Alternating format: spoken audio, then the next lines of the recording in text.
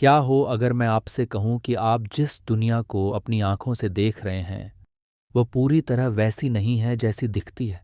क्या हो अगर ये रिश्ते, ये सफलता, ये दुख, ये सुख, सब कुछ एक भव्य नाटक का हिस्सा हो और आप असल में वो नहीं हैं जो आप खुद को समझते हैं। ये कोई आधुनिक फिल्म की कहानी नहीं है। ये एक गहरा दार्शनिक रहस्य है जिसे आज से लगभग 1300 वर्ष पहले भारत की धरती पर जन्मे एक युवा सन्यासी ने उजागर किया था। उस सन्यासी का नाम था आदि शंकराचार्य। मात्र 32 वर्ष के अपने छोटे से जीवन में उन्होंने भारतीय दर्शन और चेतना की पूरी धारा को एक नई दिशा दी। उन्होंने वास्तविकता पर पड़े 3 ऐसे पर्दों को हटाया जिन्हें समझकर आपकी चेतना हमेशा के लिए बदल सकती है। ये आदि शंकराचार्य का वह रहस्य है जो हमारे मैं होने के सीमित एहसास को तोड़कर हमें उस परम सत्य से मिला सकता है जो हम स्वयं हैं।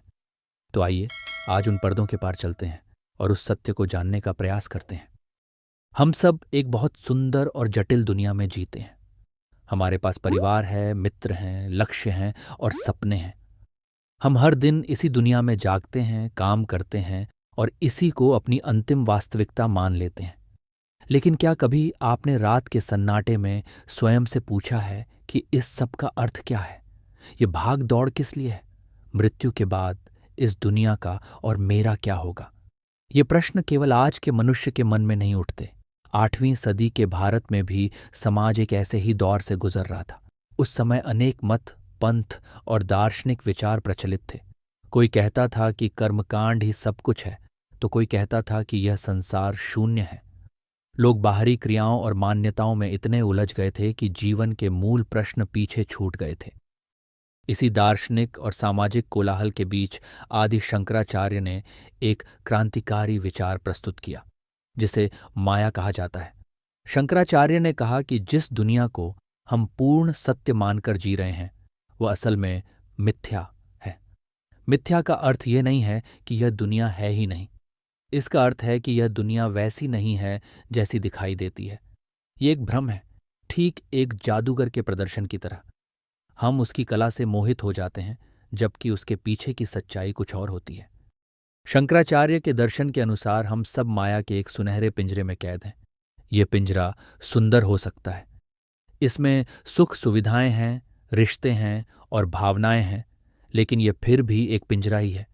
यह हमारी चेतना को एक छोटे से मैं तक सीमित कर देता है और हम अपने वास्तविक अनंत स्वरूप को भूल जाते हैं। यही अज्ञान हमारे दुखों, हमारे भय और हमारी असुरक्षा का मूल कारण है।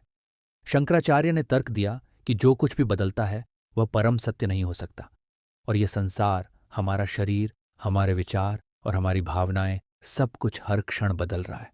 तो फिर वास्तविक सत्य क्या है? इसी प्रश्न का उत्तर खोजने के लिए शंकराचार्य ने अपनी महान यात्रा प्रारंभ की। लगभग 1300 वर्ष पहले 8वीं सदी में दक्षिण भारत के केरल राज्य के काल्डी गांव में एक असाधारण बालक का जन्म हुआ। उनका नाम था शंकर। बचपन से ही वे विलक्षण प्रतिभा के धनी थे। जहां दूसरे बच्चे खेलकूद में व्यस्त रहते थे, वहीं शंकर वेदों, उपनिषदों और शास्त्रों का अध्ययन कर रहे थे। बहुत कम आयु में ही उन्होंने इन ग्रंथों पर ऐसी पकड़ बना ली थी कि बड़े बड़े विद्वान भी उनकी प्रतिभा से प्रभावित हो जाते थे। लेकिन शंकर केवल एक विद्वान नहीं थे। उनके भीतर सत्य को जानने की ऐसी तीव्र प्यास थी जो उन्हें निरंतर बेचैन रखती थी। उन्होंने देखा कि लोग बाहरी कर्मकांडों में उलझे हुए हैं, लेकिन बहुत कम लोग उस परम सत्य की खोज कर रहे हैं जिसका वर्णन उपनिषदों में मिलता है।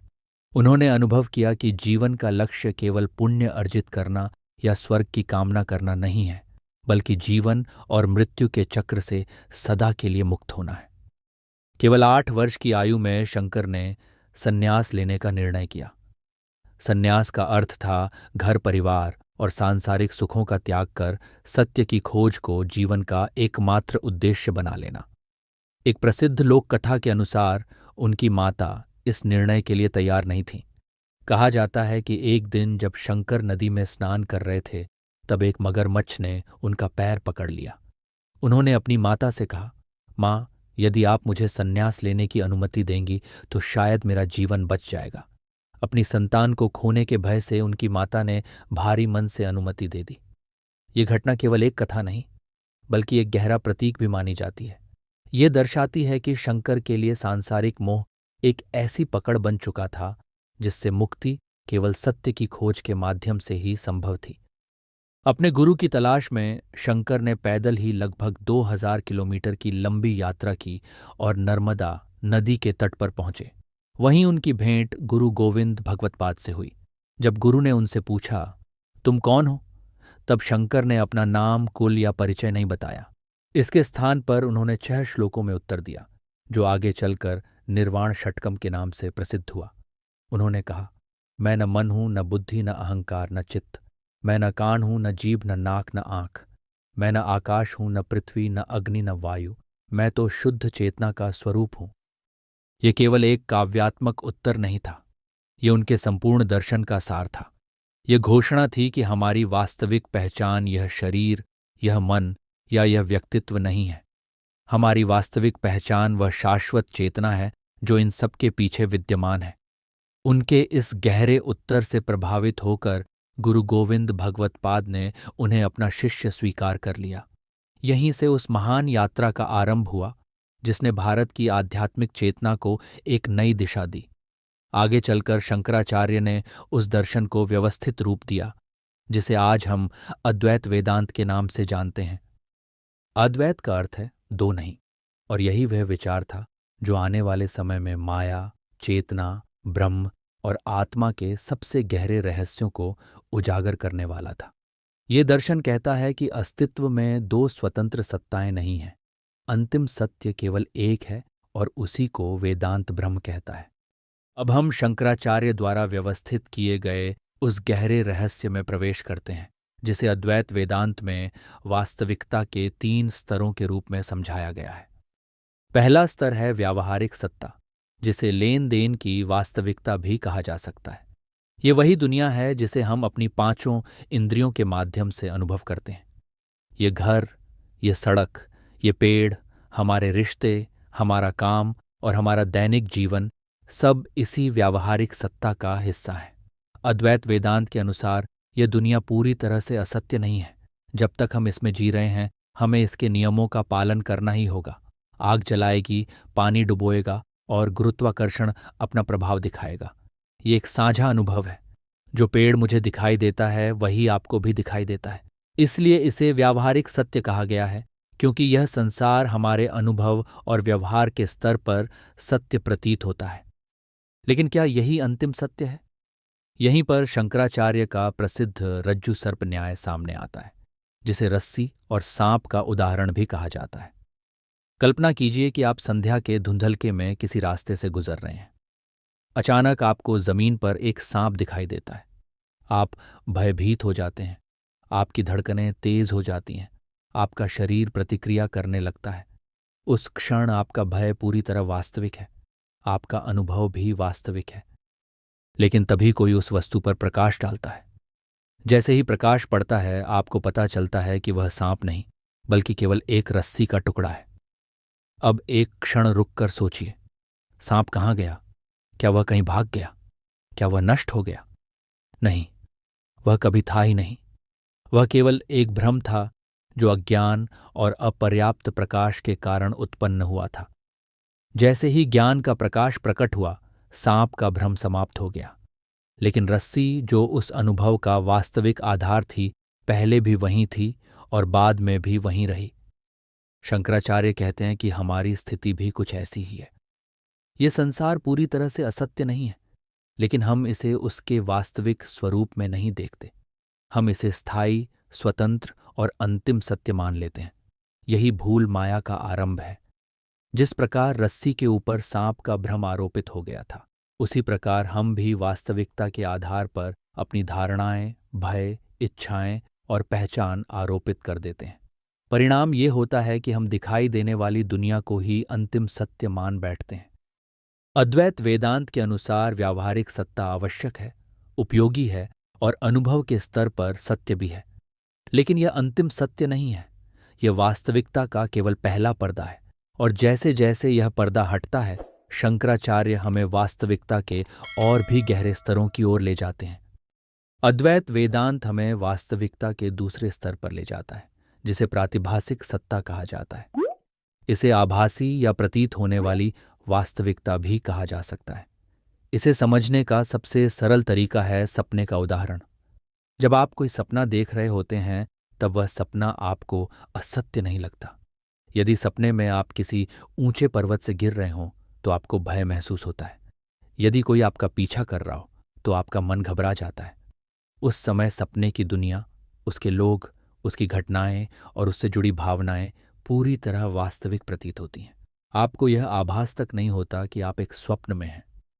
लेकिन जैसे ही आपकी आंख खुलती है, सब कुछ एक क्षण में बदल जाता है। वह दुनिया कहाँ चली जाती है, वे लोग कहाँ चले जाते हैं, वह भय कहाँ विलीन हो जाता है। जागते ही आपको समझ में आता है कि वह सब कुछ केवल मन का एक प्रक्षेपण था। उसका अस्तित्व केवल स्वप्न की अवस्था तक सीमित था। वह एक निजी अनुभव था जो केवल आपके लिए वास्तविक था। इसी को प्रातिभासिक सत्ता कहा जाता है। ऐसी वास्तविकता जो उस क्षण सच प्रतीत होती है, लेकिन ज्ञान के प्रकाश में टिक नहीं पाती। अब एक बार फिर रस्सी और सांप के उदाहरण को याद कीजिए। वहां रस्सी व्यावहारिक सत्ता थी, क्योंकि वह वास्तव में उपस्थित थी। लेकिन उस रस्सी पर दिखाई देने वाला सांप प्रातिभासिक सत्ता था। उसका अस्तित्व केवल देखने वाले के मन में था। वह एक व्यक्तिगत भ्रम था जिसे अज्ञान ने जन्म दिया था।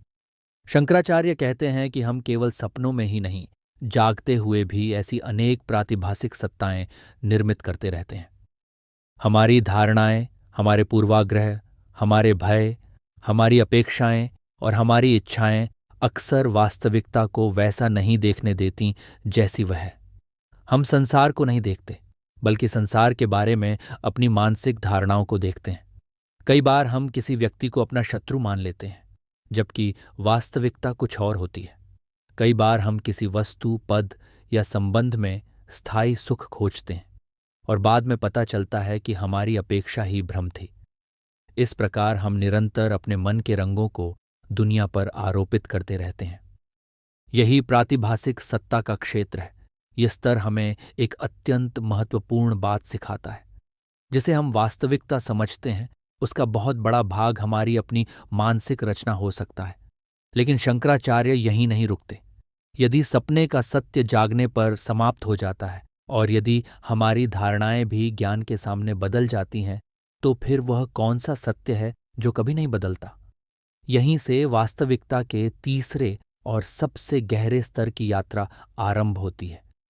इससे पहले कि हम अंतिम सत्य के पर्दे को हटाएं, यह समझना आवश्यक है कि यह भ्रम कार्य कैसे करता है। अद्वैत वेदांत की परंपरा के अनुसार माया की दो शक्तियां हैं, और यही दो शक्तियां हमें अपने वास्तविक स्वरूप से दूर रखती हैं। पहली शक्ति है आवरण शक्ति। आवरण का अर्थ है पर्दा या ढक देना। यह शक्ति सत्य को हमारी दृष्टि से ओझल कर देती है, ठीक वैसे ही जैसे बादल सूर्य को नहीं मिटाते, बल्कि केवल हमारी आंखों से उसे छिपा देते हैं। सूर्य तब भी वहीं होता है, लेकिन हमें दिखाई नहीं देता। उसी प्रकार ब्रह्म, जो परम सत्य है, सदैव विद्यमान है, लेकिन माया की आवरण शक्ति हमारे वास्तविक स्वरूप पर ऐसा पर्दा डाल देती है कि हम उसे पहचान नहीं पाते। लेकिन केवल सत्य को छिपा देना ही पर्याप्त नहीं है। यही माया की दूसरी शक्ति कार्य करती है। इसे विक्षेप शक्ति कहा जाता है। जब आवरण शक्ति सत्य को छिपा देती है, तब विक्षेप शक्ति उस स्थान पर एक दूसरी काल्पनिक पहचान और एक अलग संसार का अनुभव उत्पन्न कर देती है। रस्सी और सांप के उदाहरण को फिर से याद कीजिए। सबसे पहले रस्सी का वास्तविक स्वरूप स्पष्ट नहीं दिखाई दिया। यह आवरण शक्ति का कार्य था। फिर उसी रस्सी पर सांप का भ्रम उत्पन्न हो गया। यह विक्षेप शक्ति का कार्य था। शंकराचार्य के अनुसार हमारे जीवन में भी यही प्रक्रिया लगातार चल रही है। पहले आवरण शक्ति हमें यह भुला देती है कि हमारा वास्तविक स्वरूप शुद्ध चेतना है, और जैसे ही यह विस्मरण होता है, विक्षेप शक्ति तुरंत एक नई पहचान खड़ी कर देती है। मैं यह शरीर हूं, मैं सुखी हूं, मैं दुखी हूं, मैं सफल हूं, मैं असफल हूं। धीरे धीरे यही पहचान हमारी वास्तविकता बन जाती है। यहीं से भय जन्म लेता है, यहीं से इच्छा जन्म लेती है, यहीं से असुरक्षा और दुख का आरंभ होता है। शंकराचार्य कहते हैं कि समस्या यह नहीं है कि हम कुछ नहीं जानते। समस्या यह है कि हम स्वयं को गलत रूप में जानते हैं।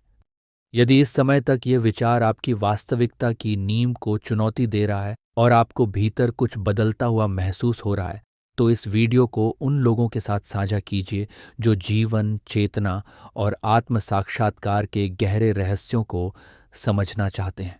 और यदि आपको लगता है कि वास्तविक खोज बाहर नहीं बल्कि भीतर है, तो कमेंट में केवल अहम ब्रह्मास्मि अवश्य लिखिए। अब यहाँ एक रोचक प्रश्न उठता है, क्या यह सब केवल प्राचीन दर्शन है या आधुनिक विज्ञान भी किसी रूप में इसी दिशा की ओर संकेत कर रहा है? आश्चर्य की बात है कि शंकराचार्य द्वारा व्यवस्थित किए गए ये सदियों पुराने विचार आज आधुनिक विज्ञान की कुछ अवधारणाओं के साथ दिलचस्प समानताएं दिखाते हैं। उनमें से एक है सिमुलेशन थ्योरी। आज कुछ दार्शनिक और वैज्ञानिक इस संभावना पर विचार करते हैं कि हमारा ब्रह्मांड किसी अत्यंत उन्नत सिमुलेशन जैसा हो सकता है।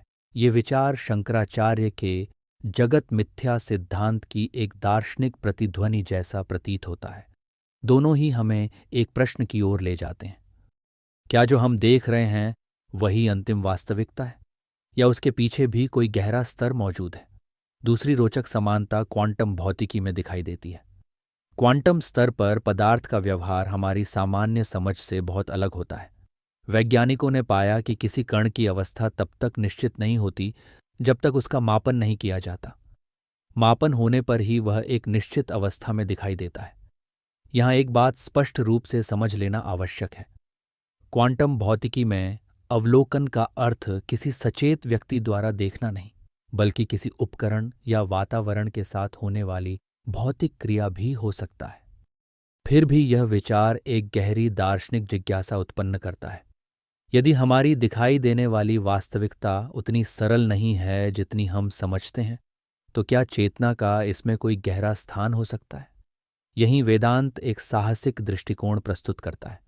वह कहता है कि चेतना केवल ब्रह्मांड का एक हिस्सा नहीं है। चेतना ही वह आधार है जिस पर संपूर्ण अनुभव टिका हुआ है, और यही विचार हमें वास्तविकता के सबसे गहरे स्तर की ओर ले जाता है। अब हम वास्तविकता के उस अंतिम स्तर पर आते हैं जो अद्वैत वेदांत का परम लक्ष्य है, पारमार्थिक सत्ता अर्थात परम सत्य। ये वह सत्य है जो कभी नहीं बदलता। ये समय, स्थान और कारण से परे है। शंकराचार्य इसे ब्रह्म कहते हैं। ब्रह्म कोई व्यक्ति या देवता नहीं, बल्कि वह अनंत शुद्ध चेतना है जो पूरे ब्रह्मांड का आधार है। वह समुद्र की तरह है और यह दुनिया, यह ब्रह्मांड, हम और तुम उसकी लहरों की तरह हैं। लहरें बनती हैं, मिटती हैं, लेकिन समुद्र वही रहता है। रस्सी और सांप के उदाहरण में सांप प्रातिभासिक सत्ता था अर्थात भ्रम। रस्सी व्यावहारिक सत्ता थी अर्थात सापेक्ष सत्य। लेकिन रस्सी का भी जो अंतिम आधार है वही पारमार्थिक सत्ता है। जब ज्ञान का प्रकाश होता है तो केवल सांप का भ्रम ही नहीं मिटता, बल्कि यह भी स्पष्ट हो जाता है कि रस्सी भी अपने आप में स्वतंत्र नहीं है। वह भी उसी परम तत्व ब्रह्म की एक अभिव्यक्ति है। इस स्तर पर पहुंचकर आत्मा और परमात्मा का भेद समाप्त हो जाता है। यहीं उपनिषदों का महावाक्य अहम ब्रह्मास्मि अपना वास्तविक अर्थ प्रकट करता है। इसका अर्थ मैं भगवान हूं नहीं है, जैसा अक्सर समझ लिया जाता है। इसका वास्तविक अर्थ है मैं वही परम चेतना हूं। मेरा वास्तविक स्वरूप यह शरीर या मन नहीं, बल्कि वही अनंत और शाश्वत ब्रह्म है। यह केवल बौद्धिक समझ नहीं, बल्कि प्रत्यक्ष अनुभव है। यही मोक्ष है, यही मुक्ति है। इस ज्ञान का हमारे जीवन पर क्या प्रभाव पड़ता है? क्या इसका अर्थ है कि हमें दुनिया छोड़ देनी चाहिए? शंकराचार्य कहते हैं, बिल्कुल नहीं। यह ज्ञान दुनिया को बदलने के लिए नहीं, बल्कि दुनिया को देखने की हमारी दृष्टि को बदलने के लिए है। एक ज्ञानी व्यक्ति भी इसी दुनिया में रहता है, लेकिन उसकी आंतरिक अवस्था पूरी तरह बदल जाती है। इसे एक लहर के उदाहरण से समझिए। जब तक लहर स्वयं को केवल एक अलग लहर मानती है, उसे हमेशा भय बना रहता है। चट्टानों से टकराने का भय, समाप्त हो जाने का भय। लेकिन जिस क्षण उसे यह बोध हो जाता है कि मैं केवल एक लहर नहीं हूं, मैं समुद्र का ही स्वरूप हूं, उसी क्षण उसका भय समाप्त हो जाता है। अब उसे पता है कि वह बने या मिटे, उसका वास्तविक स्वरूप समुद्र ही है। अद्वैत वेदांत का ज्ञान हमें यही बोध कराता है। ये हमें एक सीमित और भयग्रस्त व्यक्ति की पहचान से उठाकर अनंत चेतना की पहचान तक ले जाता है। तब सुख दुख, सफलता असफलता और जीवन की परिस्थितियां आपको प्रभावित तो कर सकती हैं, लेकिन बांध नहीं सकती, क्योंकि आप जान जाते हैं कि आपका वास्तविक स्वरूप इन सब से कहीं अधिक विशाल है। आप जीवन का नाटक निभाते हैं, लेकिन यह भी जानते हैं कि आप केवल भूमिका नहीं हैं। इसी अवस्था को जीवन मुक्ति कहा गया है। जीवन जीते हुए भी भीतर से मुक्त हो जाना। अद्वैत परंपरा में इस परम ज्ञान को अनुभव करने के लिए एक स्पष्ट मार्ग बताया गया है। इस मार्ग के 3 चरण हैं: श्रवण, मनन और निदिध्यासन। श्रवण पहला चरण है। इसका अर्थ है सत्य को सुनना। गुरु और शास्त्रों, विशेषकर उपनिषदों से यह ज्ञान प्राप्त करना कि तुम केवल शरीर और मन नहीं हो, बल्कि ब्रह्मस्वरूप हो। दूसरा चरण है मनन। इसका अर्थ है सुनी हुई बात पर गहराई से विचार करना, तर्क करना, अपनी शंकाओं का समाधान करना, स्वयं से प्रश्न पूछना, क्या यह सत्य हो सकता है? यदि मेरा वास्तविक स्वरूप ब्रह्म है तो मुझे इसका अनुभव क्यों नहीं होता? तीसरा और सबसे महत्वपूर्ण चरण है निदिध्यासन। इसका अर्थ है उस सत्य में निरंतर स्थिर होना। जब बौद्धिक शंकाएं शांत हो जाएं, तब उस ज्ञान पर गहन चिंतन और ध्यान करना, जब तक कि वह केवल एक विचार न रह जाए, बल्कि प्रत्यक्ष अनुभव बन जाए। यह मैं ब्रह्म हूं के विचार से मैं ब्रह्म हूं के अनुभव तक की यात्रा है। आदि शंकराचार्य केवल एक महान दार्शनिक नहीं थे, वे एक आध्यात्मिक क्रांतिकारी थे। उन्होंने बताया कि हम परिस्थितियों के अधीन असहाय प्राणी नहीं हैं। हम उसी परम चेतना के स्वरूप हैं जो संपूर्ण अस्तित्व का आधार है। उन्होंने हमें भ्रम के पर्दों के पार देखने की दृष्टि दी और अपनी वास्तविक पहचान को पहचानने का मार्ग दिखाया। वास्तविकता के ये 3 स्तर, व्यावहारिक, प्रातिभासिक और पारमार्थिक, केवल दार्शनिक अवधारणाएं नहीं हैं। ये हमारी चेतना के वे स्तर हैं जिनका अनुभव हम प्रत्यक्ष या अप्रत्यक्ष रूप से करते रहते हैं। इस ज्ञान के माध्यम से हम अपने भ्रमों से जाग सकते हैं, इस संसार में रहते हुए भी उससे बंधे बिना जीना सीख सकते हैं और अपने वास्तविक स्वरूप में स्थित हो सकते हैं। शंकराचार्य का यह सदियों पुराना रहस्य आज भी उतना ही प्रासंगिक है, क्योंकि इसमें मनुष्य को उसके सबसे बड़े भय से मुक्त करने और आंतरिक शांति की ओर ले जाने की क्षमता है। समस्या संसार नहीं है, समस्या हमारी दृष्टि है, और जिस दिन दृष्टि बदल जाती है उसी दिन संसार का अनुभव भी बदल जाता है।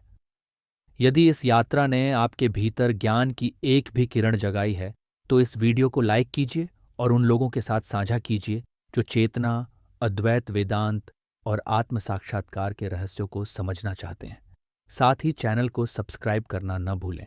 और अब मैं आपसे एक प्रश्न पूछना चाहता हूँ। इस पूरी चर्चा में आपको सबसे गहरा विचार कौन सा लगा? अपना उत्तर नीचे कमेंट में अवश्य लिखिए। मैं आपके विचार जानना चाहूँगा।